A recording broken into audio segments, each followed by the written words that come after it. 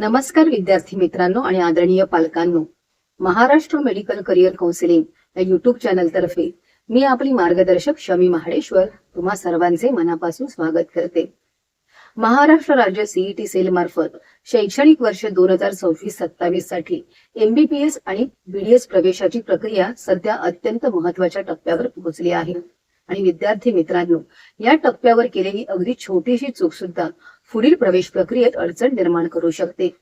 तुम्ही चुकीचे प्रमाणपत्र अपलोड केले, एखाद्या कागदपत्रामध्ये त्रुटी राहिली, रजिस्ट्रेशन फॉर्म मध्ये चुकीची माहिती भरली किंवा सीईटी सेल कडून दाखवलेली ऑब्जेक्शन अथवा डेफिशियन्सी वेळेत दुरुस्त केली नाही तर त्याचा परिणाम तुमच्या पुढील मेरिट, रिझर्वेशन क्लेम आणि सीट अलॉटमेंटवर होऊ शकतो.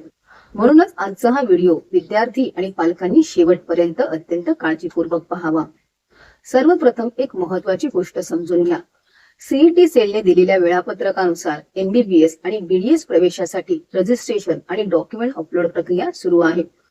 ज्यांनी रजिस्ट्रेशन करून आवश्यक कागदपत्रे अपलोड केली आहेत त्यांच्या कागदपत्रांची स्क्रुटनी अर्थात डॉक्युमेंट व्हेरिफिकेशन प्रक्रिया निर्धारित वेळापत्रकानुसार केली जात आहे. म्हणून फॉर्म भरून सबमिट केला म्हणजे तुमचे काम पूर्ण झाले असे अजिबात समजू नका. तुम्ही भरलेला ऍप्लिकेशन फॉर्म आणि तुम्ही अपलोड केलेली प्रत्येक कागदपत्रे आता अत्यंत महत्वाची आहेत.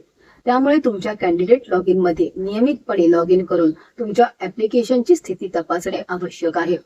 आता प्रश्न असा आहे की डॉक्युमेंट व्हेरिफिकेशन मध्ये नेमके काय तपासले जाते. तुम्ही रजिस्ट्रेशन करताना भरलेली माहिती आणि अपलोड केलेली सर्व कागदपत्रे यांच्यामध्ये सुसंगती आहे का हे तपासले जाते. उदाहरणार्थ तुमचे नाव, आई वडिलांचे नाव, जन्मतारीख, नीट UG 2026 ची माहिती, नॅशनॅलिटी, डोमेसाईल किंवा महाराष्ट्रातील पात्रतेशी संबंधित कागदपत्रे तसेच तुमच्या लागू असलेल्या कॅटेगरी आणि रिझर्वेशनशी संबंधित कागदपत्रांची पडताळणी केली जाऊ शकते.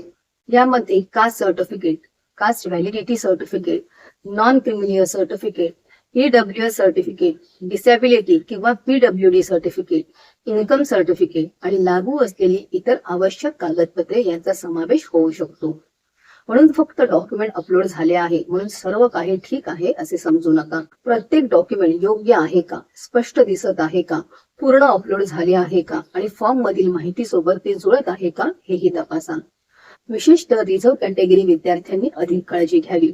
जर तुम्ही SC, ST, OBC, EJA, NTB, NTC, NTD, SBC, ACBC आणि EWS यापैकी कोणत्याही कॅटेगरी मधून प्रवेशाचा दावा केला असेल तर त्या कॅटेगरीसाठी आवश्यक सर्टिफिकेट योग्य, वैध आणि सीईटी सेलच्या नियमांनुसार स्वीकारणे योग्य आहे का हे तपासणे अत्यंत महत्वाचे आहे. कारण तुम्ही रिझर्व्ह कॅटेगरी निवडली पण त्यासाठी आवश्यक सर्टिफिकेट किंवा संबंधित कागदपत्रांमध्ये त्रुटी असेल तर तुमचा कॅटेगरी क्लेम प्रभावित होऊ शकतो. त्याचा परिणाम मेरिट लिस्ट आणि सीट अलॉटमेंटवर होऊ शकतो. काही परिस्थितींमध्ये रिझर्व्ह कॅटेगरी क्लेम मान्य न झाल्यास विद्यार्थी जनरल किंवा ओपन कॅटेगरीमध्ये विचारात घेतला जाऊ शकतो. म्हणून माझा फॉर्म सबमिट झाला आहे म्हणजे सर्व काही व्यवस्थित आहे असा गैरसमज अजिबात करून घेऊ नका. आता समजा तुमच्या फॉर्म मध्ये काही चूक झाली असेल तर काय करायचे. तुमच्या नावाच्या स्पेलिंग मध्ये चूक असेल, आई किंवा वडिलांच्या नावात चूक असेल, जन्मतारीख चुकीची असेल, कॅटेगरी चुकीची निवडली असेल, डोमेसाईल किंवा इतर पात्रतेची माहिती चुकीची असेल, चुकीचे सर्टिफिकेट अपलोड झाले असेल, सर्टिफिकेट स्पष्ट दिसत नसेल किंवा रिझर्वेशन क्लेम संदर्भात समस्या दिसत असेल तर शांत बसू नका. तुमच्या कॅन्डिडेट लॉग इन मध्ये उपलब्ध असलेली माहिती काळजीपूर्वक तपासा आणि सीईटी सेल कडून ग्रीव्हन्स किंवा ऑब्जेक्शन नोंदवण्याची सुविधा उपलब्ध असल्यास निर्धारित कालावधीत त्याचा वापर करा. आता ग्रीव्हन्स म्हणजे काय. ग्रीव्हन्स साठी पोर्टलवर रेस तिकीट असा पर्याय दिलेला आहे. तुमचा admission form, document verification, category certificate किंवा इतर प्रवेशासंबंधित माहितीत आढळलेल्या त्रुटीबाबत सीईटी सेलकडे अधिकृतपणे तक्रार किंवा हरकत नोंदवण्याची प्रक्रिया म्हणजेच ग्रीव्हन्स. लक्षात ठेवा, ग्रीव्हन्स म्हणजे केवळ फोनवर तक्रार करणे नाही. सीईटी सेलने उपलब्ध करून दिलेल्या अधिकृत ऑनलाईन ग्रीव्हन्स विंडो किंवा कॅन्डिडेट लॉग इन मधील ग्रीव्हन्स, ऑब्जेक्शन, कंप्लेंट आणि रेज ग्रीव्हन्स अशा सुविधेचा वापर करणे अत्यंत महत्वाचे आहे. ग्रीव्हन्स दाखल करताना तुमच्या समस्येचा योग्य पर्याय निवडा. उदाहरणार्थ डॉक्युमेंट संबंधित समस्या, कॅटेगरी संबंधित समस्या, सर्टिफिकेट संबंधित समस्या, पर्सनल इन्फॉर्मेशन मधील चूक किंवा उपलब्ध असलेला इतर योग्य पर्याय निवडा. त्यानंतर तुमची समस्या स्पष्ट शब्दात लिहा. उदाहरणार्थ, माझी कॅटेगरी चुकीची आहे. एवढेच लिहिण्याऐवजी मी ओबीसी कॅटेगरी मधून रजिस्ट्रेशन केले आहे. माझे ओबीसी सर्टिफिकेट आणि लागू केलेली आवश्यक प्रमाणपत्रे अपलोड केली आहेत. मात्र कॅन्डिडेट लॉग इन मध्ये कॅटेगरी क्लेम संदर्भात त्रुटी दाखवत आहे, अशा स्वरूपात स्पष्ट माहिती द्या. पोर्टलवर सपोर्टिंग डॉक्युमेंट किंवा प्रूफ अपलोड करण्याची सुविधा उपलब्ध असल्यास संबंधित कागदपत्र स्पष्ट स्वरूपात अपलोड करा आणि त्यानंतर ग्रीव्हन्स सबमिट करा. ग्रीव्हन्स सबमिट केल्यानंतर एक्नॉलेजमेंट, कंप्लेंट नंबर किंवा रेफरन्स नंबर मिळाल्यास तो अत्यंत सुरक्षित ठेवा. त्याचा स्क्रीनशॉट घ्या आणि पीडीएफ उपलब्ध असल्यास ती पीडीएफ सुद्धा सुरक्षित ठेवा. पुढे फॉलोअप करताना हा रेफरन्स नंबर उपयोगी पडू शकतो. आता विद्यार्थी मित्रांनो, आजच तुम्ही कोणती चेकलिस्ट पूर्ण करायची हे लक्षात ठेवा. सर्वप्रथम तुमच्या CET cell candidate log in मध्ये लॉग इन करा. तुमचा संपूर्ण ऍप्लिकेशन फॉर्म पुन्हा एकदा तपासा. पर्सनल इन्फॉर्मेशन तपासा. नीट यूजी 2026 संबंधित माहिती तपासा. कॅटेगरी तपासा. रिझर्वेशन क्लेम तपासा. अपलोड केलेली प्रत्येक पीडीएफ किंवा सर्टिफिकेट ओपन करून पहा. कागदपत्र स्पष्ट दिसत आहेत का? पूर्ण डॉक्युमेंट अपलोड झाले आहे का? चुकीचे सर्टिफिकेट तर अपलोड झाले नाही ना? सर्टिफिकेट वरील माहिती तुमचा ऍप्लिकेशन फॉर्म मधील माहिती सोबत जुळते आहे का हे सर्व तपासा. त्यानंतर डॉक्युमेंट व्हेरिफिकेशन किंवा स्क्रुटिनी स्टेटस तपासा. जर ऑब्जेक्शन, डेफिशियन्सी, एरर किंवा ग्रीव्हन्स संबंधित कोणतीही सूचना असेल तर ती शेवटच्या दिवसांपर्यंत ठेवू नका. शक्य तितक्या लवकर योग्य पद्धतीने दुरुस्ती करण्याचा प्रयत्न करा. आता यासोबतच एक अत्यंत महत्वाचा मुद्दा आहे पॅरलल किंवा हॉरिझॉन्टल रिझर्वेशन. काही विद्यार्थ्यांनी आपली सोशल रिझर्वेशन कॅटेगरी योग्य प्रकारे निवडलेली असते, मात्र त्यांना लागू असलेले पॅरलल किंवा हॉरिझॉन्टल रिझर्वेशन निवडून राहून जाते.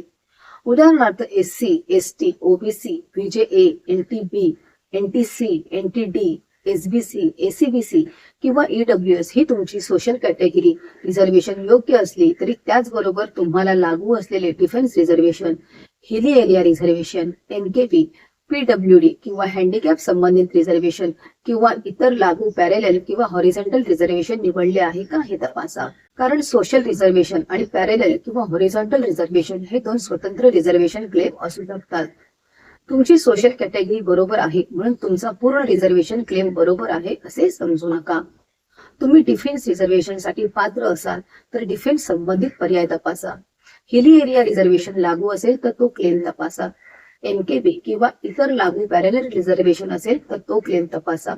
पीडब्ल्यूडी किंवा हँडिकॅप रिझर्वेशन लागू असेल तर संबंधित क्लेम आणि आवश्यक सर्टिफिकेट तपासा. आणि जर तुम्ही पात्र असूनही यापैकी एखादा पर्याय रजिस्ट्रेशन फॉर्म मध्ये निवडायचा विसरला असाल तर फॉर्म सबमिट झाला आहे, आता काही करता येणार नाही असे समजू नका. सीईटी सेलच्या पोर्टलवर ग्रीव्हन्स विंडो उपलब्ध असल्यास तातडीने ग्रीव्हन्स दाखल करण्याचा प्रयत्न करा. ग्रीव्हन्स मध्ये स्पष्ट लिहा की तुम्ही एमबीबीएस किंवा बीडीएस प्रवेशासाठी रजिस्ट्रेशन केले असून सोशल रिझर्वेशन कॅटेगरी योग्य प्रकारे निवडलेली आहे, मात्र तुमच्यासाठी लागू असलेले पॅरलल किंवा हॉरिझॉन्टल रिझर्वेशन रजिस्ट्रेशन फॉर्म मध्ये निवडायचे राहून गेले आणि त्या संबंधित रिझर्वेशन क्लेम विचारात घेण्यात यावा. त्या रिझर्वेशनसाठी पात्रता सिद्ध करणारी कागदपत्रे तुमच्याकडे असल्यास आणि पोर्टलवरती अपलोड करण्याची सुविधा उपलब्ध असल्यास संबंधित कागदपत्रे स्पष्ट स्वरूपात अपलोड करा. ग्रीव्हन्स सबमिट केल्यानंतर ती सक्सेसफुली सबमिटेड झाली आहे का हे तपासा. Complaint number, grievance number, reference number किंवा एक्नॉलेजमेंट मिळाल्यास त्याचा स्क्रीनशॉट घेऊन सुरक्षित ठेवा. परंतु येथे एक महत्वाची गोष्ट लक्षात ठेवा, ग्रीव्हन्स दाखल केल्याने रिझर्वेशन क्लेम आपोआप मंजूर होतो असे नाही. अंतिम निर्णय सीईटी सेलच्या नियमांनुसार तुमची पात्रता आणि संबंधित कागदपत्रांच्या पडताळणीनुसार घेतला जाईल. मात्र पात्र असूनही चूक लक्षात आल्यानंतर काहीही न करत बसण्यापेक्षा उपलब्ध अधिकृत ग्रीव्हन्स प्रक्रिया वेळेत वापरणे निश्चितच महत्वाचे आहे. आता पालकांना माझी एक विशेष विनंती आहे, तुमच्या मुलाने किंवा मुलीने सीईटी सेलचा एमबीबीएस किंवा बीडीएस रजिस्ट्रेशन फॉर्म भरला असेल तर फॉर्म भरला आहे, आता काही काम नाही असे समजू नका. कॅन्डिडेट लॉग इन नियमितपणे तपासा. तुमचा फोन नंबर आणि ईमेल तपासा, कारण ऍप्लिकेशन मध्ये काही समस्या आढळल्यास पोर्टलवर स्टेटस अपडेट, ऑब्जेक्शन किंवा इतर सूचना दिसू शकतात. आणखी एक महत्वाची सूचना म्हणजे सीईटी सेलच्या अधिकृत वेबसाईट आणि संबंधित ऍडमिशन पोर्टलवरील सूचना आणि वेळापत्रक नियमितपणे तपासा. व्हॉट्सअप ग्रुप, टेलिग्राम, युट्यूब किंवा सोशल मीडियावर फिरणाऱ्या प्रत्येक मेसेजेसवर अंतिम सत्य म्हणून विश्वास ठेवू नका. तुमच्या प्रवेशासाठी अंतिम आणि महत्त्वाची अधिकृत सीईटी सेल पोर्टलवरच माहिती तपासा. विद्यार्थी मित्रांनो, आजच तुमचा कॅन्डिडेट लॉग इन उघडा, ऍप्लिकेशन फॉर्म तपासा, डॉक्युमेंट्स तपासा, सोशल रिझर्वेशन तपासा, पॅरेलल किंवा हॉरिझॉन्टल रिझर्वेशन तपासा, कॅटेगरी तपासा, डॉक्युमेंट व्हेरिफिकेशन स्टेटस तपासा आणि कोणतीही त्रुटी आढळल्यास उपलब्ध अधिकृत ग्रीव्हन्स विंडोमध्ये वेळेत तक्रार दाखल करा. लक्षात ठेवा, ऍडमिशन प्रोसेसमध्ये अनेक वेळा मोठी चूक होत नाही. एखादा छोटासा पर्याय निवडायचा निघून जातो किंवा एखादे सर्टिफिकेट चुकीचे अपलोड होते, पण या छोट्या चुकीचा परिणाम मेरिट, रिझर्वेशन क्लेम आणि सीट अलॉटमेंटवर होऊ शकतो. म्हणूनच तुमचा फॉर्म एकदा नव्हे तर आज पुन्हा एकदा पूर्ण तपासा. महाराष्ट्र मेडिकल करिअर काउन्सिलिंगच्या माध्यमातून आम्ही तुम्हाला स्पष्ट आवाहन करतो. रिझर्वेशन क्लेम तपासा, डॉक्युमेंट व्हेरिफिकेशन तपासा आणि त्रुटी आढळल्यास ग्रीव्हन्स वेळेत दाखल करा. हा व्हिडिओ महाराष्ट्रात सीईटी सेलमध्ये एमबीबीएस किंवा बीडीएस साठी रजिस्ट्रेशन केलेल्या प्रत्येक विद्यार्थ्यापर्यंत नक्की पोहोचवा. आणखी एक महत्वाची माहिती म्हणजे महाराष्ट्र सीईटी सेल मार्फत राऊंड 2 ची बीएमएस आणि बीएचएमएस प्रवेश प्रक्रिया, तसेच राऊंड 3 ची पीपीटी आणि हेल्थ सायन्स अलाइड कोर्सेसची प्रक्रिया लवकरच सुरू होणार आहे. या सर्व प्रक्रियेतील महत्त्वाचे अपडेट्स आम्ही तुम्हाला वेळेवर देणार आहोत. त्यामुळे महाराष्ट्र मेडिकल करिअर काउन्सिलिंग या आमच्या चॅनलला सबस्क्राईब करायला विसरू नका. ज्या विद्यार्थ्यांनी अद्याप फॉर्म भरलेला नाही किंवा राऊंड 2 आणि राऊंड 3 साठी पेड काउन्सिलिंग हवी आहे, त्यांनी 93 25 26 15 62 या आमच्या व्हॉट्सअप क्रमांकावर पेड काउन्सिलिंग असा मेसेज करा. यापूर्वी अनेक विद्यार्थ्यांकडून फॉर्म भरताना चुका झाल्या आहेत आणि आम्ही अनेक विद्यार्थ्यांना त्यांच्या त्रुटीबाबत मार्गदर्शन करून ग्रीव्हन्स दाखल करण्यासाठीही मदत केली आहे. मात्र भविष्यात अशा चुका टाळण्यासाठी फॉर्म भरताना योग्य मार्गदर्शन घेणे अत्यंत महत्त्वाचे आहे. योग्य मार्गदर्शनाअभावी ऍडमिशन प्रोसेसमध्ये झालेली चूक तुमच्या शैक्षणिक वर्षावर आणि मोठ्या आर्थिक नुकसानावर परिणाम करू शकते. त्यामुळे पुढील प्रवेश प्रक्रियेसाठी योग्य काउन्सिलिंग घेण्यासाठी आजच आमच्याशी संपर्क साधा. पुन्हा भेटूया अशाच माहितीपूर्ण पुढील व्हिडिओमध्ये. तोपर्यंत धन्यवाद.